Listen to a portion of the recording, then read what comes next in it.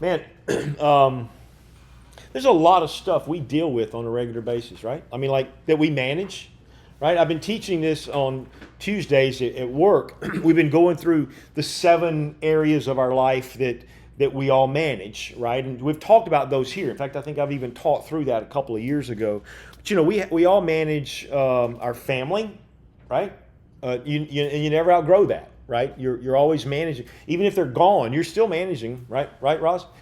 It's what happens, right? We manage that when they're younger, like these girls here, man. You're managing them, the little people, and then you're managing your spouse. Tammy does that a lot, and so there's just a lot that goes on. Same thing in the area of friends, right? We manage our friends. We check on them when something's going on, and all of that. You're managing those things. You try to read facial expressions and know who needs what, and all of those things, right? We do those things. We manage our workplace and those things that are involved there. And so, for me, I've got a lot of responsibility at work, and so I'm having to. It takes a lot of effort to make sure you're in all the spots that you need to be in and doing everything that you need to. And there's a lot that goes into those kind of things, and a lot of you have that same situation. We manage our finances. Some of us good, some of us not so well, right? But we have to manage those things. We have to manage our fitness, our emotional health, our mental health, our physical health, what we eat. All of that has to be managed. Tammy and I have been working hard on creating a different kind of way of eating and a plant diet kind of thing. And so, there's a lot that goes into that, to prepping all that and doing the things that happen. And so I guess my point is there's just a lot that we manage. I used to talk about the 5 areas that we all steward, but there's really 6 as I was thinking about it this week. But, we all have time, right, that we have to manage, right? Nobody has more or less. Nobody gets more hours in a day than anybody else. Some people maybe use them better, some worse, but we manage our time. We manage our talent, whatever that is, right? Gift of gab, or artwork, or ability to speak into other people's lives, mercy, leadership, all of the talents that the Lord's given to us. We manage those as well. And we manage our treasure, which we talked about just a minute ago with the area of finances. We also manage our testimony, right? If we're careful, we're building a testimony, right? That's what we're building with how we live our lives.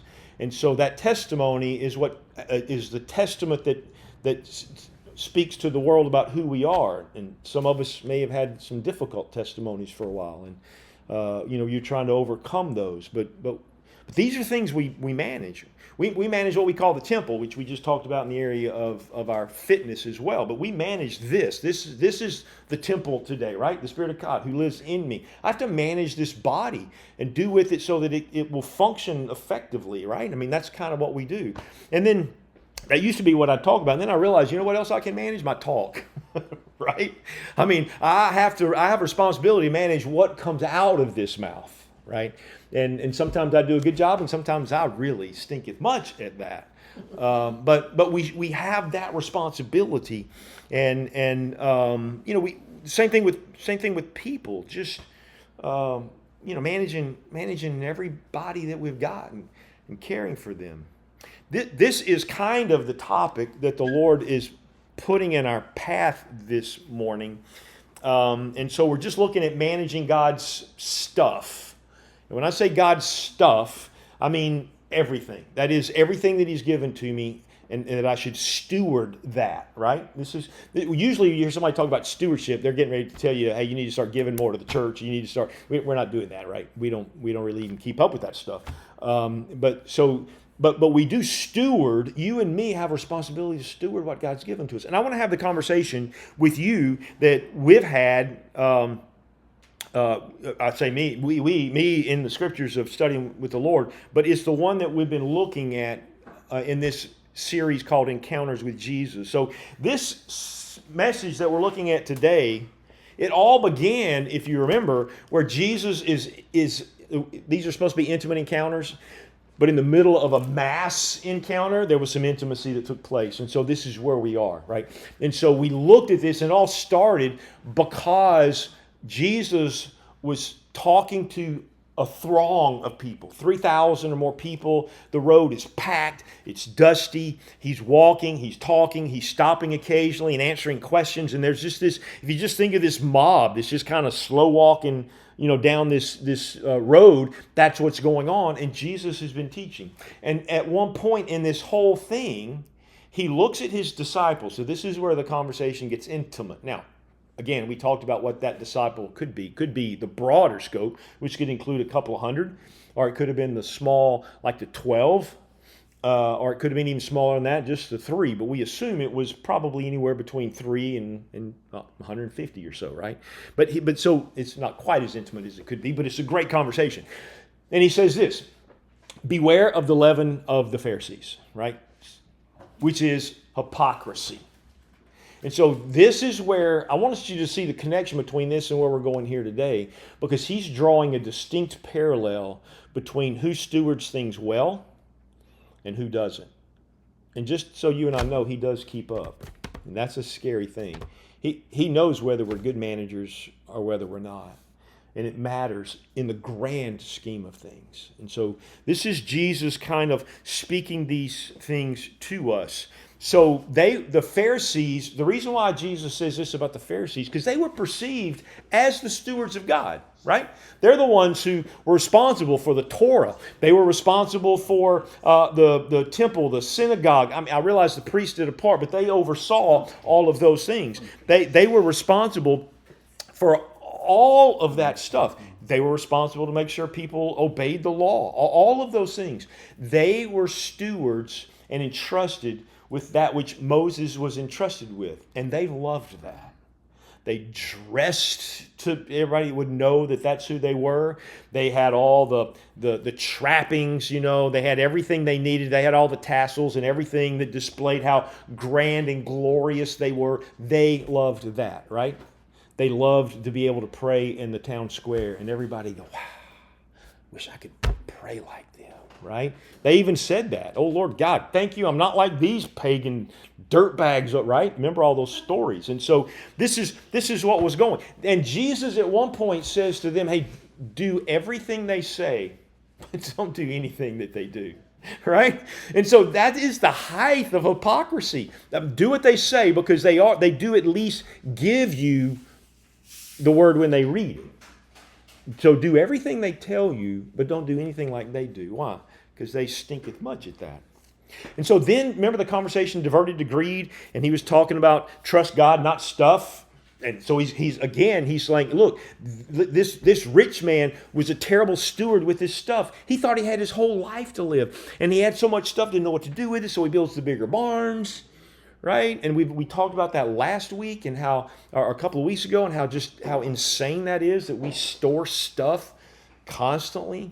Yesterday, Tammy and I we have a little storage unit that the church was using, stuff that we still didn't know what to do with. And I realized how much money we were spending on that. And then I started getting sick. I'm thinking, I can't believe we're spending that much money on a little bitty storage unit. So we went over there. I'm going to get the rest of that junk out. It's not enough. But I'm like, this is crazy. So we're going to there's some churches we can get some stuff to and all that kind of thing. And so we're going to just get rid of the stuff that's in the storage unit.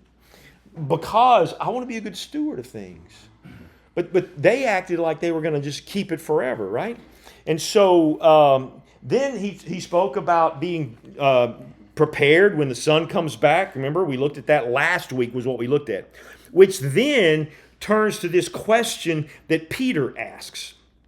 And it's in verse 41. So we just talked about, hey, be watchful because the Son of Man is coming back. His whole point was, you don't live forever. That was the point of the rich man, right? I'm just build bigger barns. Like he's got his whole life ahead of him. Only you don't know when it's going to end. And he said that man didn't know that his day was going to end that night. And he said, now I want you to be watchful, right? And so this is what he says. And so Peter's hearing all of that. And Peter in verse 41 says this, Lord, is this parable to us? Or I'm confused. Is it to everybody? Is it to us? And so this launches Jesus into this conversation that we're now going to have about stewardship, right? And so this is sobering stuff that will maybe make you think just a little bit about some things that maybe you haven't before. Let me read the text, and then we'll just kind of break it down. Verse 42, the Lord answered, who then is the faithful and wise manager, steward, right? Whom the master puts in charge of his servants to give them their food allowance at the proper time. It will be good for that servant whom the master finds doing so when he returns. I tell you the truth, he will put him in charge of all his possessions. But suppose the servant says to himself, my master's taking a long time in coming. And then he begins to beat the manservants and maidservants, and they eat and drink and get drunk. The master of the servant will come on a day when he does not expect him, and at an hour he is not aware of. He will cut him to pieces and assign him a place with the unbelievers. Kind of brutal truth. Then he says this, that servant who knows his master's will and does not get ready or does not do what his master wants will be beaten with many blows. But the one who does not know and does things deserving punishment will be beaten with a few blows. From everyone who has been given much, much will be demanded. And from the one who has been entrusted with much, more will be asked. Now, that's the conversation that he had with Peter. And so what we see there is that we're going to see four types of stewards. And hopefully you find yourself in the first steward. Potentially you might find yourself in one of the others. And I don't think so, but it's possible. But the point is, we should all be ready.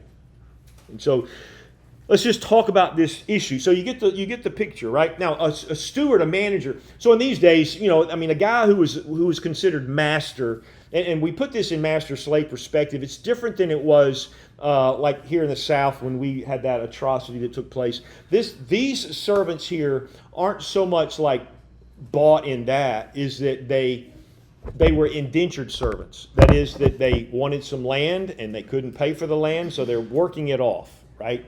And so they had to stay here and care for this man's property while those things were going on. And so that's kind of what we're talking about here. So you have a manager then who's left in charge, and so he's somewhat of a free man, right? But he's responsible for all this stuff. And so he's got to take care of the indentured servants. He's got to purchase stuff for them. He's got to make sure they're doing their tasks. He's got to make sure that they get their food. All of those things, provisions and property. He's responsible for everything. Now, you put that in terms of just everyday life, that's kind of the same way. Tammy's the manager of our household here. She takes care of all the money. We had a conversation this week. Hey, can we not spend so much next week? Right? And so we have those kind of conversations. Why? Because she's keeping up with all that stuff, right? And so, she's like, hey, we got to go to the store because you don't have any whatever, that I normally have. I think it was lime juice or something that I use a lot of. And so we need to go by and get that, right? Or, hey, we're going to need eggs for all of the things, right? She manages all of that stuff. I don't want to sound like I don't do anything around here, but she cuts the grass, and she takes the garbage out. And she does a lot of stuff, right? And so she's managing this household so that I really don't even have to think about it. I get to just show up, and I do get to bring the money. Let me do that. That is my part in the whole mix, right? But the point is, she stewards that. Well, I have to steward where I work at work, right? I've got a kind of a purchase card, they call it, and I'm responsible for certain things with that, and I've got to be careful, and I've got to turn in receipts, and everybody needs to know what I'm spending my money on, and I have to give an account to my day. I've got managers that I meet with. They all have scorecards, and each one of them has metrics on that scorecard that they're supposed to keep in order to make sure, because we have several managers. I have a sales manager, and I got to make sure that he's not letting estimates just sit there. I've got a production manager. I got to make sure that he's got a schedule, and he knows how many cubic feet he's got to get through here so we can make the money that we need to make to provide for the month. I've got labor guys. They got to do that. I've got a yard guy and a delivery, all that stuff. And so you manage those things, and you try to do it well, and you try to be a good manager. So wherever it is in your world, you manage, right? And so this is what he's saying here. Now, he's going to flip it so that we look in terms of managing what we steward for the kingdom of God. And so this is where we're going to look at it, right? So we have to live expectantly. That's what this is the first point. As a steward of God's stuff. Now, we're going to talk about this in a minute in very practical ways. But we never know when he's coming back. Do we? Right? We can't afford to not be ready. And he's going to give us a lot of these stories out here. But we have to live expectantly. And I think I've told you this story before, but when I sold clothes back in the day, before we had kids, and that was my job before we were in the ministry. And so I was a manager for Webster Clothes, and I was an area manager for Webster Clothes in 2 places. And you just had to do your thing, right? You had to run the whole place. Well, I had this Iranian boss, Q. Dakshani, and you never knew when he was going to slide in. And so you always had to be prepared. Now, he was a stickler for all the chrome. If y'all ever went to Webster Clothes in the day when it was at Century Plaza, there was chrome everywhere, and it had to shine and pop. And he liked all the clothes hanging just perfectly in all the spots. I mean, everything had to be just right. And so Century Plaza would call Brookwood would call Century Plaza, McFarland Mall would call. We'd all touch base to know where he was so that we could be ready, right? Because you just didn't want to get caught with your proverbial pants down, because it never went well, because Q was an irate, angry sort of a manager, and so we were all careful to be ready. So we were always ready. So now, while the Lord's not that ogre of a manager, we don't know when he's coming back. And judgment is coming. For you and for me and for the non-believer, right? Now, I don't want you to think we escape judgment. There is a judgment Paul talks about in Corinthians, right? And it's always going to end up with a reward, right? But there is that judgment. And so to whom much is given, much is required. And some of us, we'll talk about that in a minute, but there's some things that take place. So now, let's just break this thing down kind of quickly. What are the 4 types of stewards? Well, he mentioned in the first one, right? He says it's the faithful steward. Let's go back and look at it. The Lord answered, "Who then is the faithful and wise manager whom the master puts in charge of his servants?" And basically he's saying it's not the Pharisees. Peter, it's going to be you guys. You're the ones that are supposed to be the faithful ones. These guys have already proven they can't be. And so he says this. Who puts in charge of his servants to give them their food allowance at the proper time. It will be good for the servant whom the master finds doing so when he returns. I tell you the truth, he will put him in charge of all his possessions, right? So here's the one. He's faithful and wise, and what's going to happen to him? He's going to get more. When the master comes back and sees that's going on, he's going, yes. And he's going to give him more responsibility, more stuff to manage, which means greater reward, right? And so that's the one that we really want to be. Now, the second one is the one that's defiant and abusive. Look at what he says here. But suppose the servant says to himself, "My master is taking a long time in coming," and he then begins to beat the men servants and maid servants, and to eat and drink and get drunk, right? So you got this guy. He's like, this guy ain't coming back, man. I'm not messing with these people. They should know better. And so all he does is he's this angry manager.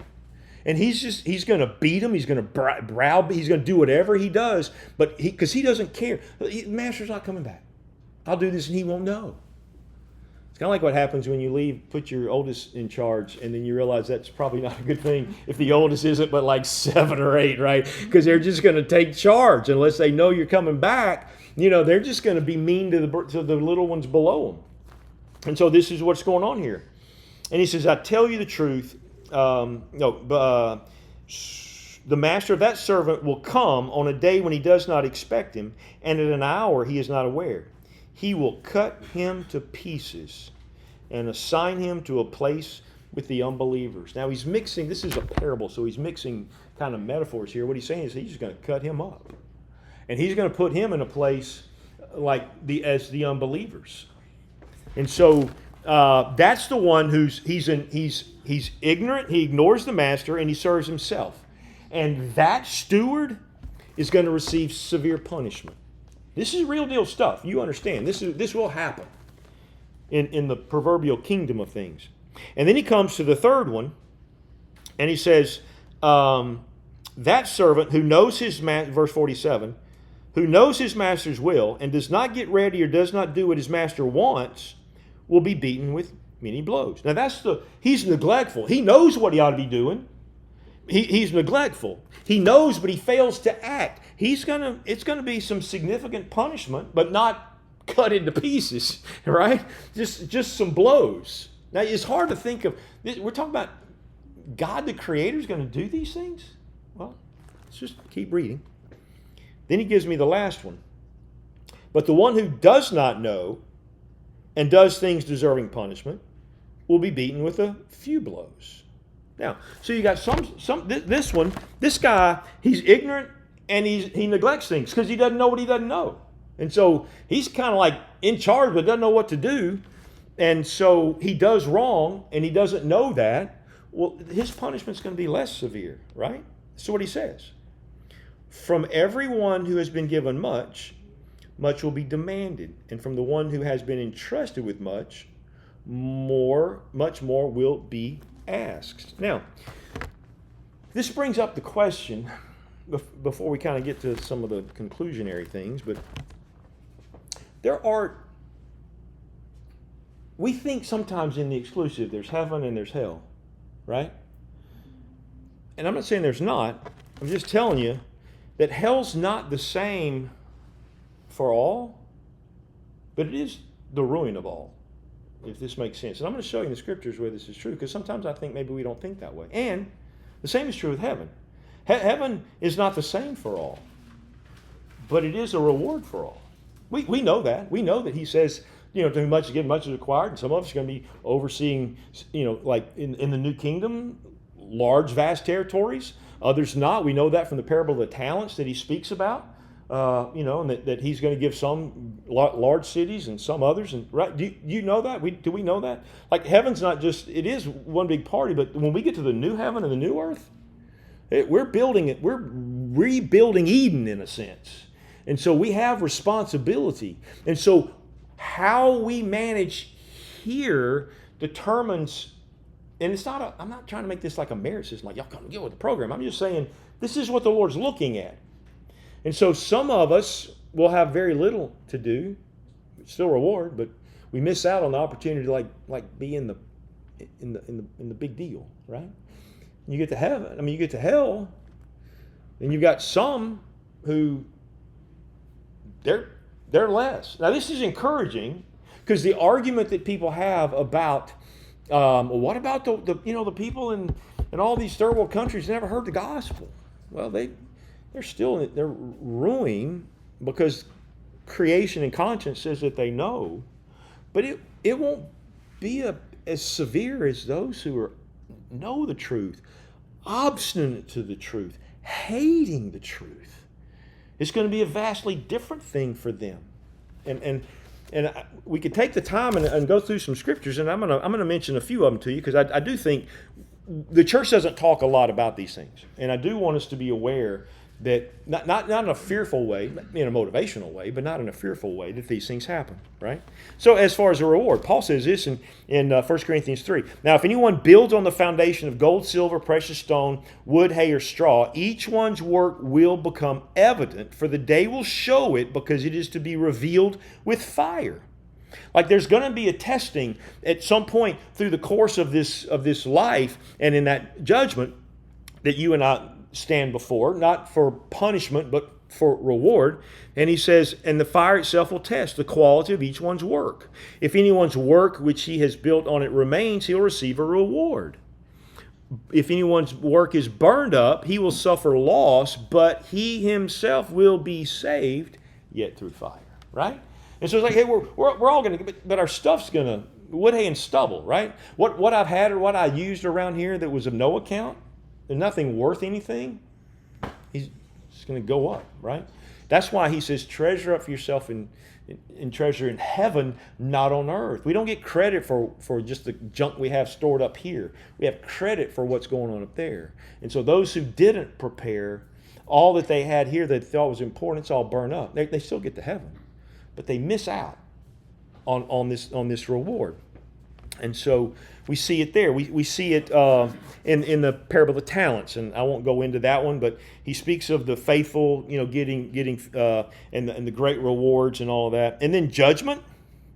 We see that judgment as well. Remember when he says in Matthew chapter, Matthew, is it 11?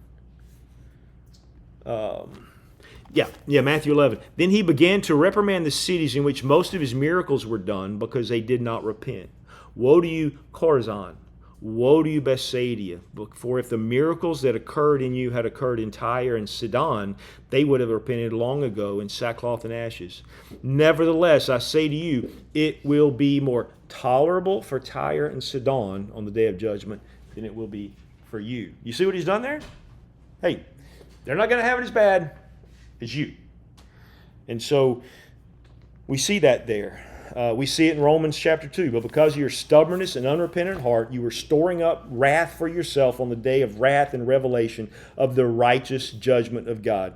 He will repay each person according to his deeds. Now, I hope that didn't upset the apple cart in your world, so to speak. But I just think it's important that we see that. And so here's where we come down to kind of like some of the questions really is, what are we doing with what we have? This is the point of everything he's speaking here. He's motivating Peter and these guys to say, be ready and be good stewards of those things that I've entrusted to you. And so I guess we should take stock, going back to what we first talked about at the beginning. What is it that you have that God's given you that you should steward and steward well?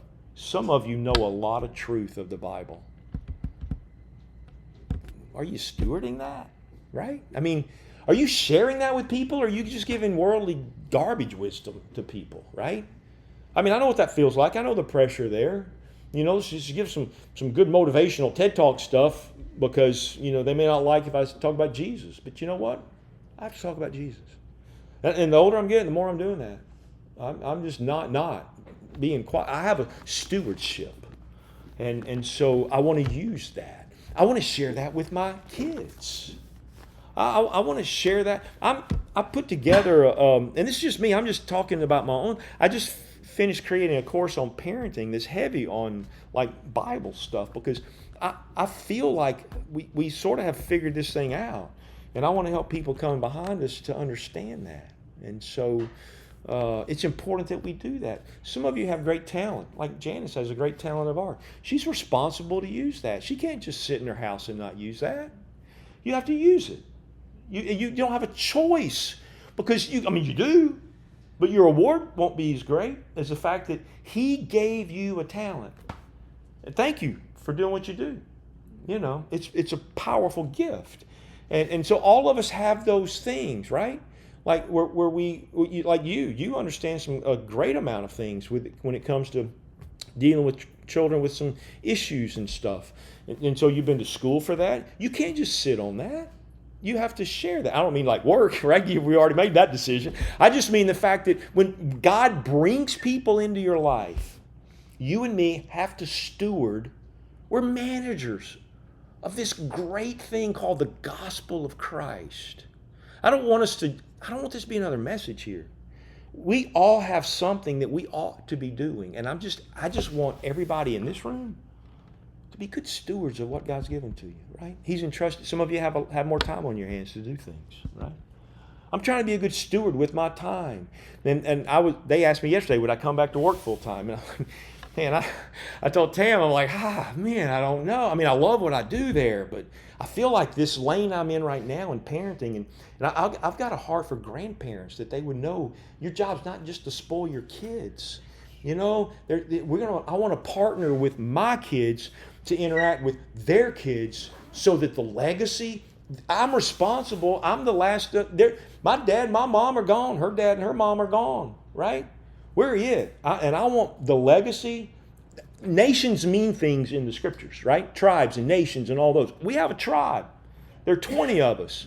And I feel the weight to make sure those kids below us find Jesus, trust him, and know that we are for them, right? It's a passion with me. And my grandkids know that, and my kids know that. Now, I'm not saying I'm doing it well. I'm telling you, I'm trying to do what the scripture says here, and I know you do too. I just want to encourage us to let's do that. We don't have time to get into the silly arguments that go on around this world. We don't. We really don't. Not unless the gospel touches it. I mean, the gospel touches everything, and so we do want to be in those, marketplace conversations. But we want to bring Christ to bear into that, right? This is who we are. We're God's people. And so we have to steward this stuff. It matters. And so just think through that. So if we go back through these things again, your time, are you stewarding that well? Are you wasting that stuff, right? Man, isn't that amazing? And I'm not, I don't want to sound stereotypical old man, but isn't it amazing how many people, they just own their phone now? It's like we have an opportunity to have conversation, but it's just easier to do that, right? And I'm not trying to make anybody feel guilty. I'm just saying maybe we should try and do that less and eyes up and out and see who God wants us to help steward and manage, right? And so we think through that. We think through our talents. How can I take the talent that God's given to me and do something with it? What can I do there? How can I take my friendships and manage that? Can I stir my friends to better life, better hope, right? I knew how to steward my friends in trouble. We did that when I was young, right? Right, Michael? You and I could get pretty good at steering people toward trouble. But now I want to steer us to good trouble, right? You know what I mean? Good trouble.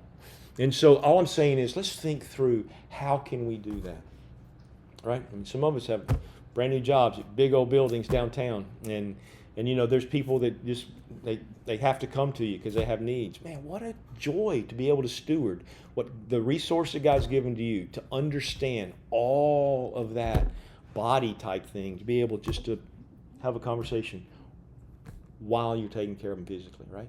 We can all do this, can't we? All right? And I guess this is the message that the Lord has given to us today, that we would look at and go, which one of those stewards am I? Am I kind of ignorant and don't know what I don't know? Well, then you have the mind of Christ. Let's get busy. Or is it that you know and you're just like, I'm tired, I'm not doing it? Well, you don't have that. I mean, that's not a choice. Let's go ahead and agree that that's not a choice. It is a choice, but we're not going to take that choice, right? And we're not just going to be mean and bail on it and call ourselves deconstructionists of the Christian faith and just so we can just go beat on everybody. We're not doing that either. We're just going to manage the truth that God's given to us and the resources that He's blessed us with, right? If I keep talking, I'll be rambling, so I'm done. Bless you guys. Let's, man, I don't know why I thought about this song, but I love this song, House of the Lord, because it just reminds me that we're in this together. Maybe that's what it is. And so we're going to sing that, and then we're going to celebrate Lord's Supper together.